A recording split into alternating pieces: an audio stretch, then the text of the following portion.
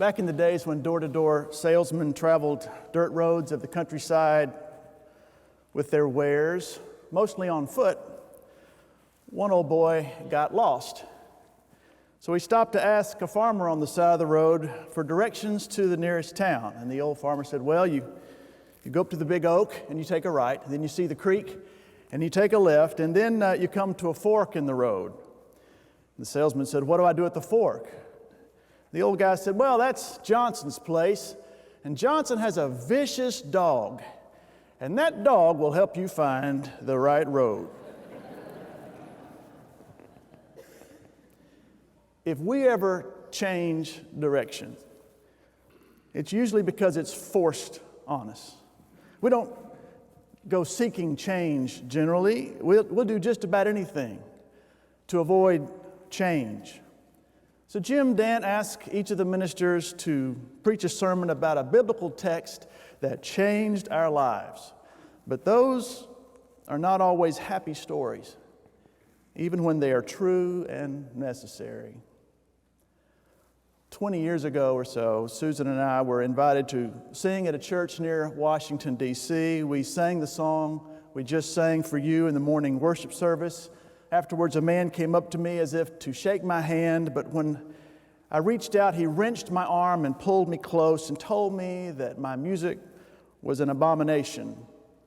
Before I could even collect my thoughts to respond, he stormed out the door and was gone. The pastor said, sorry about that. He's an angry man. Who was he? I asked. And he said, he's a chaplain at Bethesda Naval Hospital.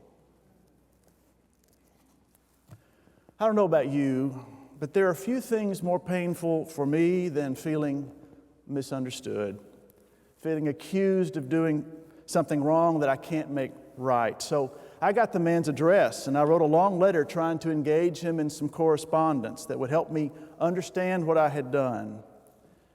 He finally told me it was not the song itself that offended him, but the way I introduced it, the way I had interpreted John 5. Since my comments were unscripted, there's a lesson for you right there. I'm not sure what I said, but it's likely that I presented John 5 as I had heard other preachers tell it. I had heard more than one preacher say that the story must turn on Jesus' question, do you want to be healed? What bothered them was, why would Jesus ask such an obvious question? Of course the man wanted to be healed. Everyone at the pool wanted to be healed. So their theory was that Jesus singled this man out as someone who needed to grapple with that question. They'd bring a little pop psychology into their sermons and say, as a believer in superstition, this man was capable clearly of deceiving himself, probably in other ways as well. It's likely that his problem was more of the psychosomatic variety, and he needed someone to confront him, saying, do you want to be healed, really? Or have you grown content in this life of dependence that requires so little of you? Being healed would upset your lifestyle quite a bit, wouldn't it? You'd have to go get a job and work like everybody else. But after 38 years, isn't it time to acknowledge that you're relying on superstitions and charity isn't working? Isn't it time to get up and take some personal responsibility for yourself? And of course, the application of those sermons was, and don't we all have to participate in some degree in our own healing? And shouldn't we take Jesus' question to heart as we count the cost of leaving our old lives behind to follow Him? I heard that interpretation more than once, so something to that effect must have been included in my introduction of the song. But in the congregation that day was a man who every day entered hospital rooms where sick and sometimes dying people were literally begging God to be healed, and sometimes were not. And the thought of some punk kid coming into his church to suggest that anyone chose to be sick was an offense that he could not and would not tolerate. Through our letter writing exchange, I tried to make peace and engage him in theological discussion, but he was not ready to forgive just yet. The text changed my life because I finally realized that while that chaplain might have found a kinder way to help me with my own personal growth, he was right. I came to see the danger of trying to be too clever with Scripture, thinking we need 21st century overlays to explain our way around first century passages when we happen to find them difficult.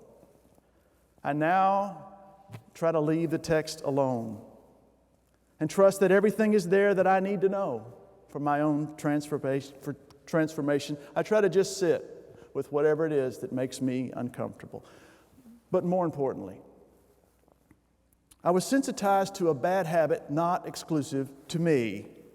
When we run into someone with a problem we can't fix, most of us start casting around for something or someone to blame.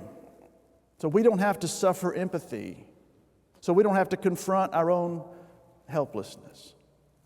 We give in to the temptation to blame the patient for their own condition. People have been doing that since time immemorial, even though Jesus told us to stop it. Who sinned, this man or his parents? They asked just a few chapters later about a man born blind. Neither, said Jesus. Focus on what God can bring out of that situation and not what caused it. But I'm a direct descendant of some of the world's greatest Scotch-Irish and German fault finders. I'm convinced that my people came to this country not because they were forced to leave Europe, but because they had run out of things to find fault with over there.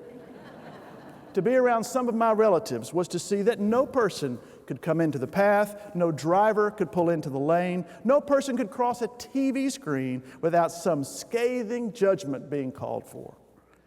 If we accidentally broke a vase in my grandfather's house, he'd say, "That's why we can't have nice things."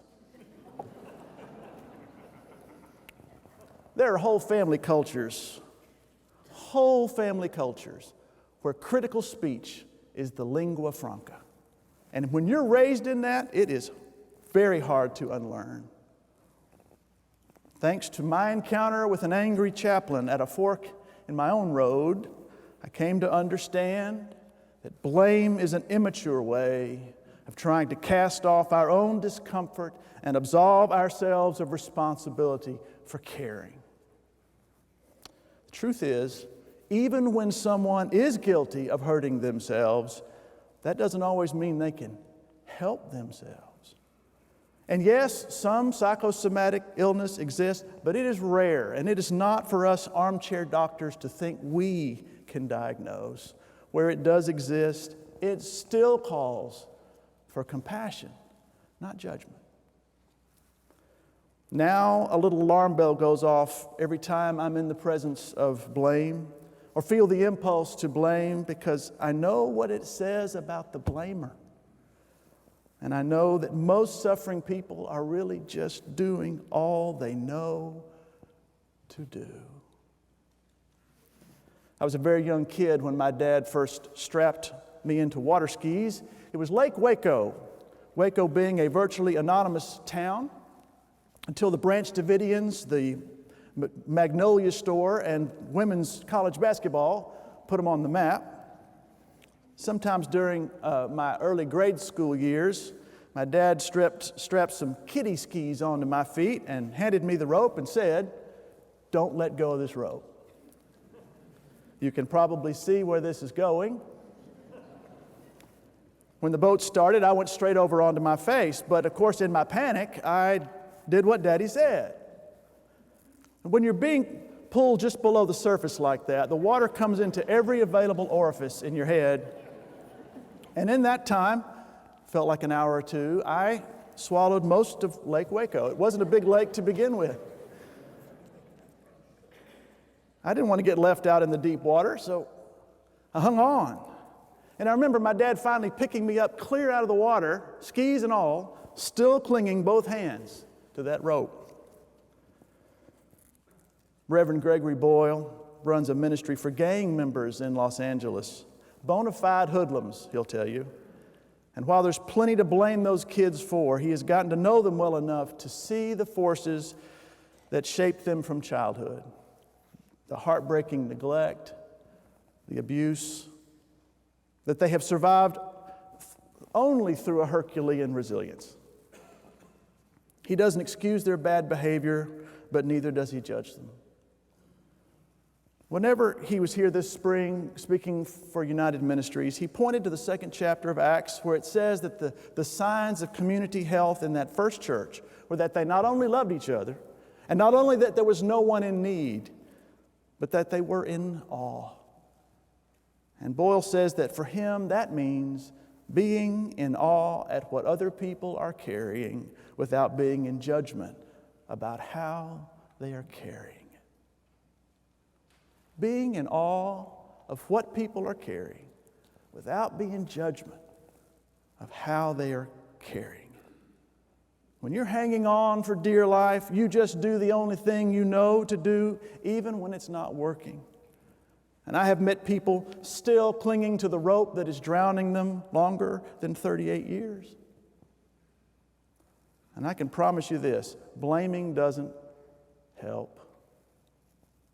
Now, of course, there's a call to responsibility and accountability. Jesus goes straight to find this man later and warns him against throwing away this opportunity.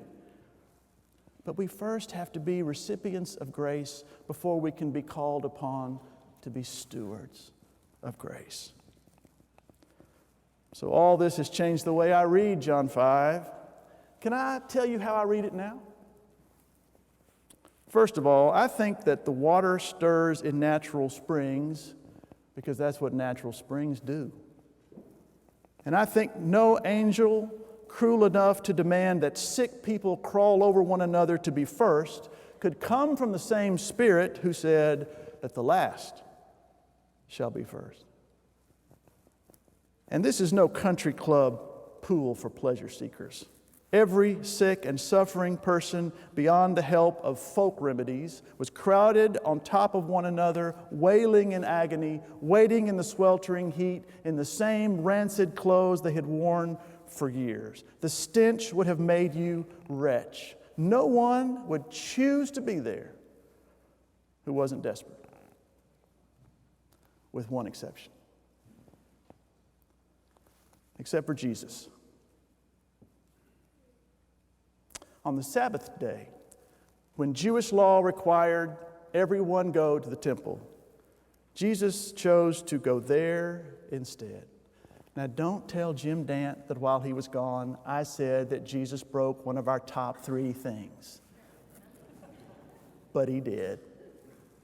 On the Sabbath day, Jesus went to the most pitiful, disease-infested, and heartbreaking places in town.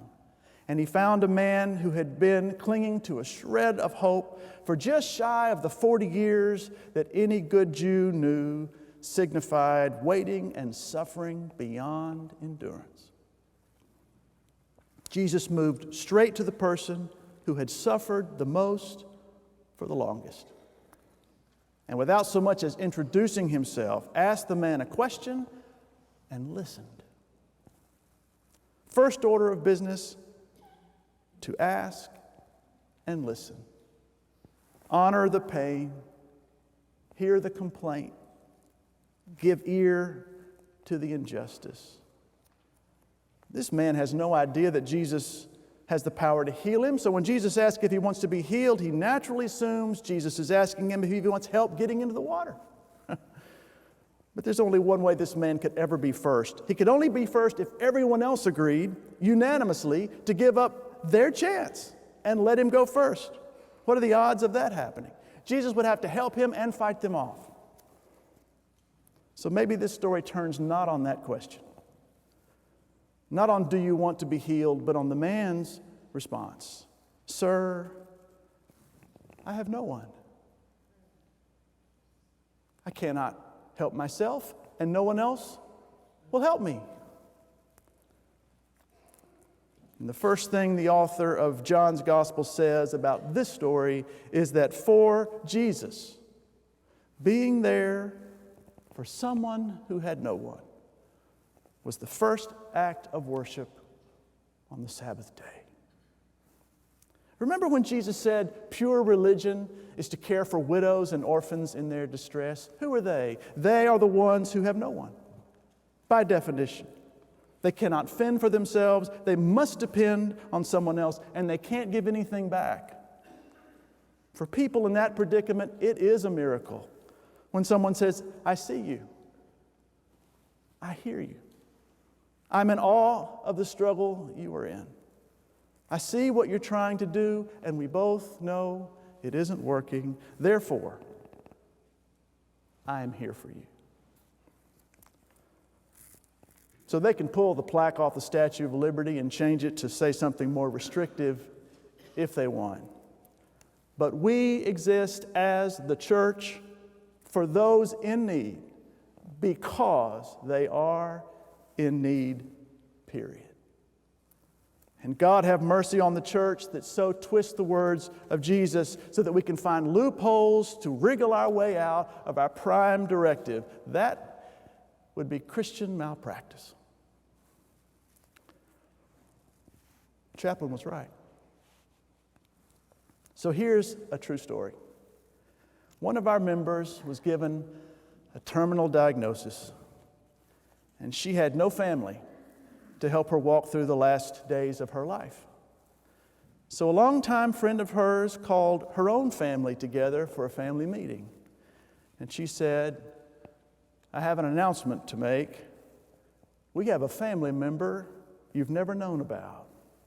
And she's a wonderful, smart, funny, loving human being who has a terminal illness. So we're going to be her family. We're going to visit and pray and spend time and care for her as long as we have her. Got it? And they said, we got it. And they did.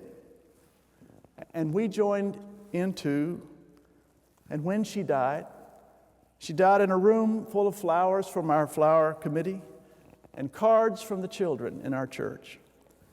She held a hand-knitted shawl that had been lovingly made by our knitting group, and in her hand was a little wooden cross cut from one of the great old trees that used to grace our property. It had been sanded smooth by our woodworkers so that it could be comforting to the touch. And she said, I never put it down. She died surrounded by loved ones, someone to hold her hand. We could not cure her, but we healed the isolation. We could not keep her, but we made sure there was someone to bless her on her way. Someone to say, you are a child of God, dearly loved. Christ has gone before us to make a place just for you. All is well. Go in peace. I know the problems of the world are overwhelming, and you may leave church many days thinking, where do I start? Well, hear this. The first thing Jesus did, Savior of the whole world, was to go find one person and listen. To listen without judgment. He listened with compassion. He listened as an act of worship of the God who, in every act of mercy, blesses us both.